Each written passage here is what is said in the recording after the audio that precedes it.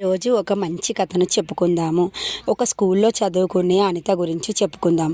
అనిత అనే అమ్మాయి స్కూల్లో చాలా మంచి ర్యాంకులు తెచ్చుకుంటూ చాలా బాగా చదువుతూ ఉండేది.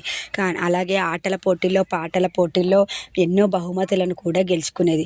అలాగే వాళ్ళ స్కూల్లో ఒకరోజు ఆటల పోటీ, పాటల పోటీని పెట్టారు. అప్పుడు ఆ అమ్మాయి అందులో పార్టిసిపేట్ చేసింది. చేసినాక ఒకరోజు వాళ్ళ ఇంటికి లెటర్ వచ్చింది. ఆ లెటర్లో ఆటల పోటీలో గెలిచిన అనితకు మొదటి బహుమతి వచ్చింది. కావున ఈ బహుమతిని ఫలానా స్థలానికి వచ్చి తీసుకోవాలని చెప్పారు.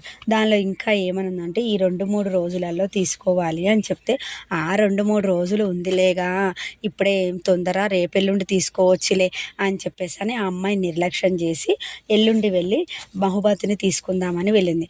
ఆ బహుమతితో పాటు అక్కడ ఒక కార్డు కూడా ఇచ్చారు. ఆ కార్డు మీద ఏమని రాసిందంటే, ఈ నిన్న మొన్న సర్కస్కు వెళ్ళడానికనేసి ఫ్రీగా సర్కస్కి వెళ్ళి సర్కస్ని చూసే అవకాశం ఉంది అని చెప్పి రాసింది.